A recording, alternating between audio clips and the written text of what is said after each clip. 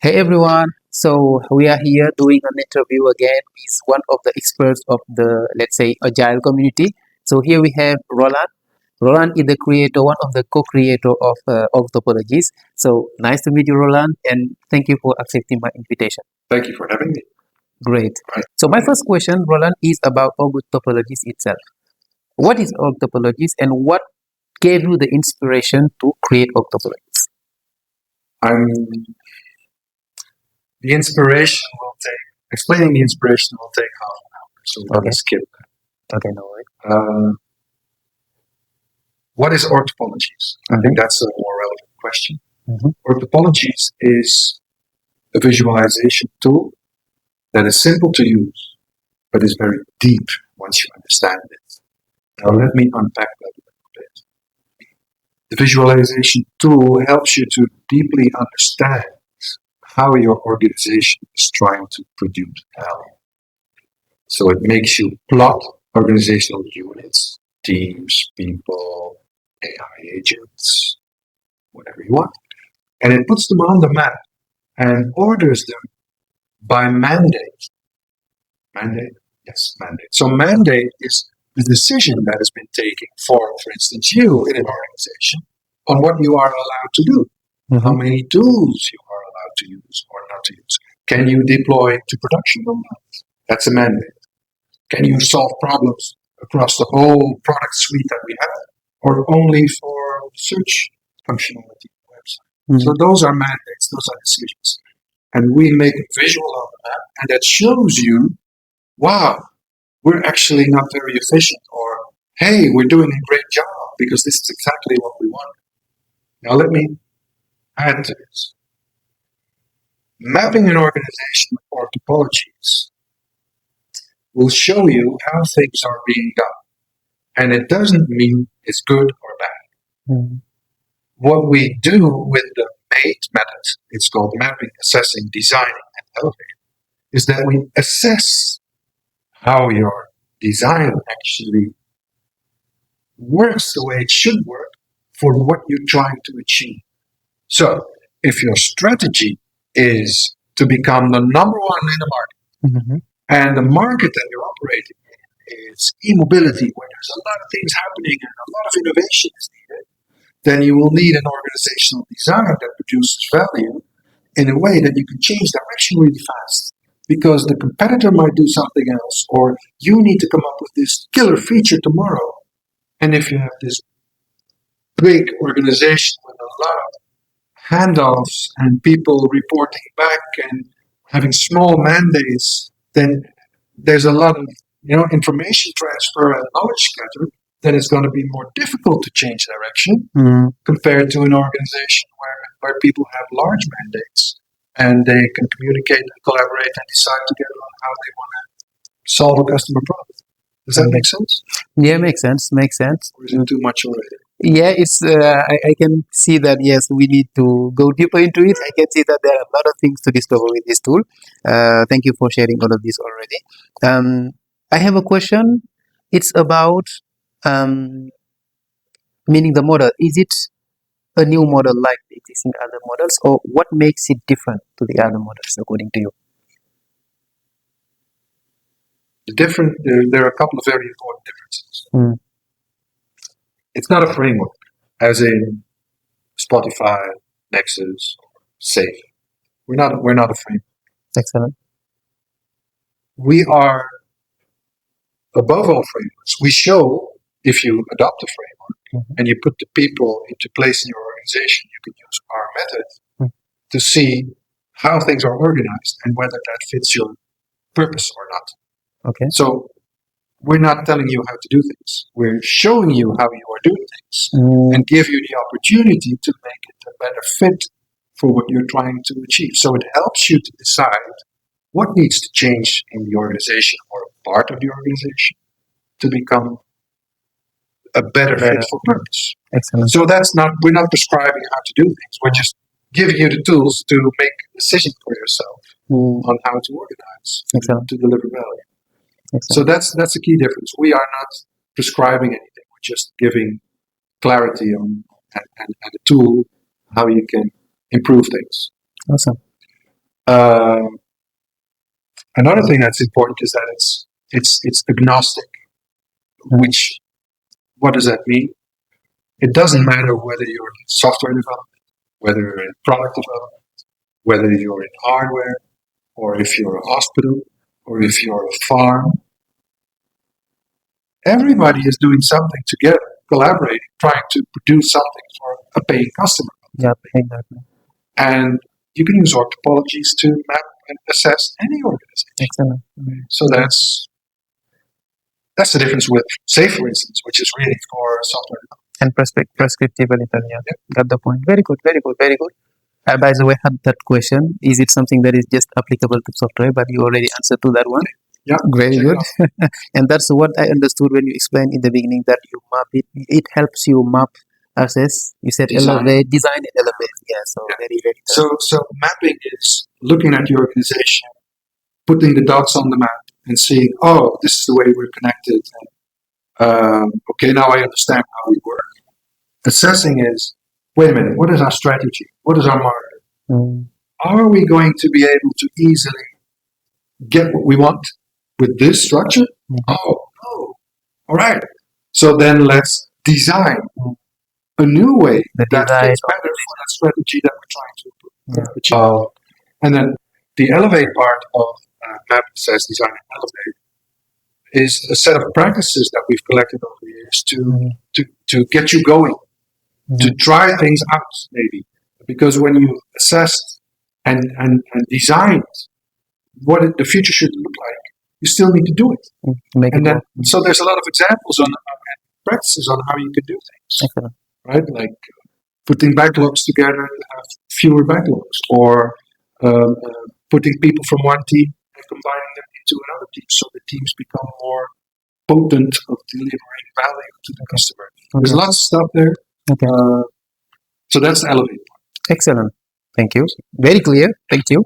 This time I'm going to give you a concrete and practical example I got from one of, in Senegal, in West Africa, a head of product of a telecom company, which is a close friend, by the way, Natasha.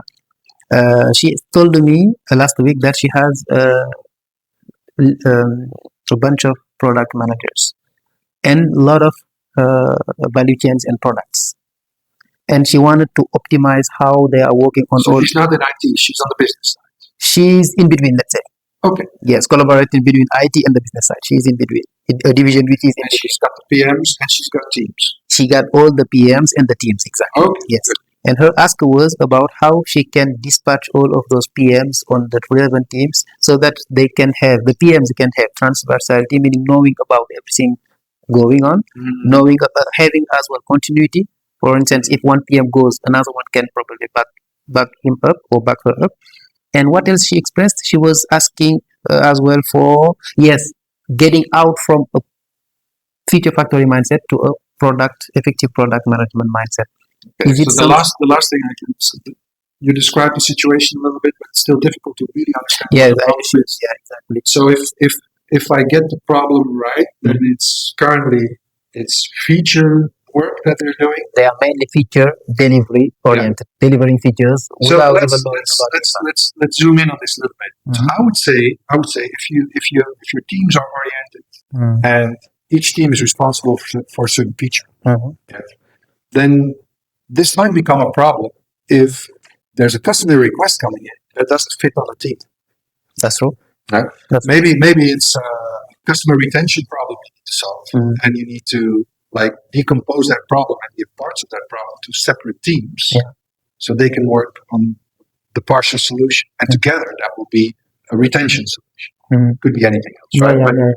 So this is a problem because then you're like, the teams will no longer collaborate at the same moment in time on solving that bigger problem. Each team will pick up the work when their team backlog has the space to work on a part of that bigger problem. Got it. So it creates a lot of noise and asynchronous work in the organization and a lot of overhead to manage that work. That's so. Okay. So so feature delivery can be very fast, but delivering fast at feature level doesn't mean that you also deliver outcomes at the global level in the whole company. And that's the problem that you want to solve if you say, moving from feature to more product oriented. Now, you know how to slice a cake, right? Yeah, sure. It's your birthday, you know how to slice a cake. How you do it? Go like this. Exactly. Yeah, you don't only the top layer, you eat everything. Vertical. So this is the key recipe for slicing your organization if you want to become more product oriented. Instead of looking at your company like with all these features going horizontally, being fast, you'd actually, that's the cake with the layers. Yeah. You actually have to pick it up and put it on its side. Vertically. Right? And then the slices you would take contain All the each layers. feature.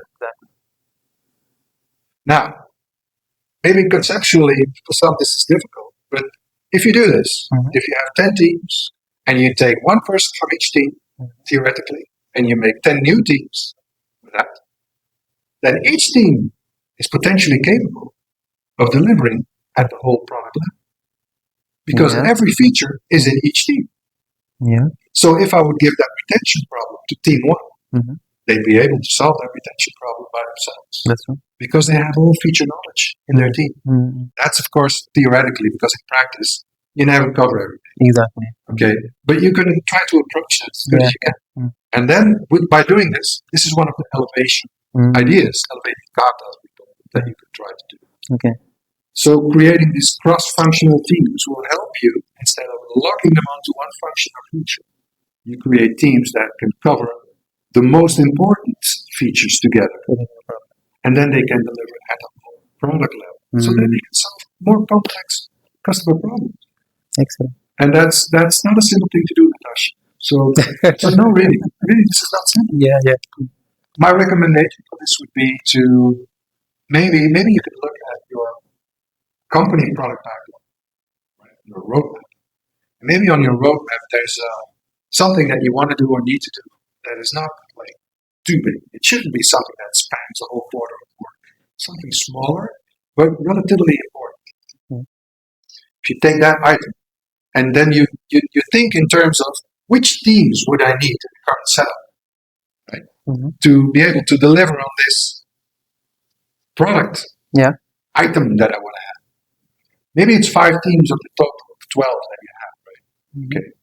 Now, then you would maybe ask for people in the teams or tell them, hey, you guys, you're going to work for 1 month on this bigger problem that I have. So you take the people from the existing teams and you put them into a new temporary team to see, the experiment is that to see if they are better able to more quickly and more efficiently and solve that customer problem. Okay. And, and based on those results, you can report back to whoever is surrounding you to get funding, or the approval to do more, persistent change in your organization towards, become more of a product organization. Because it's a real deep organizational change. Remember I was talking about mandate before? Currently your teams have mandates only to the level that they are responsible for a feature. Okay, so it's very easy actually to contain their power. They're only able to do changes on that feature level. But if you're going to create new teams that are a combination of all features, you give them the power, the mandate to change the whole product.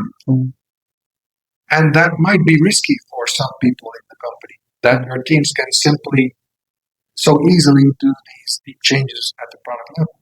It will make them feel maybe that they lose control. So there's a lot of mental shifting that needs to happen for people to support these ideas. And by first doing it maybe for a small experiment with a couple of teams, you can show the value, and then maybe the problems that they see with it are, more easy to discuss. Excellent, thank you. And the funny aspect of it is that Natasha will get out of this interview a consulting service, and she will need to pay for that. What I have noted and what I have understood is that Are you going to do this consulting? I will make her pay to view this interview actually. So what I understood is that actually we need to focus on the bigger problem. We need to solve not just the tiny problems. That's one thing I heard. We need to know what are our products, right? So that we can intervene on that level. not only on the time levels. Yeah, and this is so. Yeah, you're summarizing it in the right way, but again, Mhm. it's deep, because if you say what is our product, or what are our products, Mhm. well, that's like a big question. Yeah. Are we selling bicycles, or are we providing a mode of transport that is good for the environment? What's your product definition? Okay, now the difference is if you agree that your product is bicycles, you're going to create a different kind of team setup in your organization, compared to having a product definition that says transportations that don't harm the environment. That the people will be able to think much more broadly. See, so really choosing the product that you're making and being aware of what it is crucial and not so easy. Excellent. Yeah? Perfect. Very good. It's almost philosophical. Yeah, but philosophy which is backed up with a lot of experience and a lot of use cases. So yeah, it would be helpful then. But sorry, maybe let's wind that back. I like what you say about defining the product, but I think it would relate to. Listen, I don't think Natasha is in the position. Maybe she is. I don't know. To change the whole bank or the whole, what was it? Telecom company. Telecom. She's not able to change the whole thing. She's not. No. Okay. So that is a given. So she doesn't need to think about what is it that we do with our telecom company. But what she can do is think, hey, what am I with my PMs responsible for currently? And if that is, do you know which domain she's in? Maybe. Which domain? Yeah. What does she do? What is her responsibility, Natasha? Head of product. So she is the head of all the product management teams and the design and UX design team. And yeah, they are working on different set of products. But that's like mobile phone connectivity, mobile money app. And that's all under all of those. All the digital apps are under her. Wow, that's big. It's big. It's huge. Big. So that means that she can really think big. And that means if you would say, "Oh, my product is all these mobile services," then that's very challenging. Yeah, it's very challenging. Let's stop the Natasha case now. Yeah, because she will get a lot of value already from this discussion, and yeah, we need to go deeper onto it so she can have a more, let's say, actionable insights from it. Yeah. That's good. One last question for you, because I have already took more than 5 minutes. It's an advice. You're gonna have to do a lot of it. Yeah, I would do it. Even this one, I would edit it. The last question is about actually one advice or one practical thing you could share with organization, mainly, like I would say in Africa. Probably you don't know about that region a lot, but something that could be triggering, value delivery and bringing them to the meaning to become high performing organization. Is there something you would like to share based on your experience and everything you have seen in your experience? Okay, so the one big game changer I would like to give as advice for people to really 10x their organization to give more value outcomes is to reduce the number of backlogs in your company. Preferably, if you have like products, then have one product backlog per product and one product owner per product, and have multiple teams collaborate with that one product owner at the same time on the same product. And that will make you super fast in doing that. But it will take time for learning how to do this. That was better to do. Yeah, that was better. And it's an excellent answer. I do like, because this is a simple rule we all know. Yeah. One product owner, one product backlog. But unfortunately, we don't know it. What we do is that we have one product. Whenever we have multiple teams, we have multiple product backlog and multiple product owners and multiple product backlogs. And this is definitely not what we will lose sight of the overall value, and people will be working on, but it's called product backlog. Unfortunately. But it was an amazing advice. I do like, simple but very impactful. I think that's Yeah. I think it's time to wrap it up. Yeah, no worries. I really enjoyed the discussion. I really enjoyed it. Thank you again for your time. Thank you for all the things you have shared so far. I will share it right away with my, let's say, audience, and I hope it will be beneficial for them as well. And I'm inviting you all guys to try to follow Roland Flemm. Let me put my Exactly. Try to learn about the OrgTopologies, because it's a game changer in these days, and it's for free. and it's for free, right? And yeah, let's design our organizations for better outcomes. Bye. Thank you, everyone.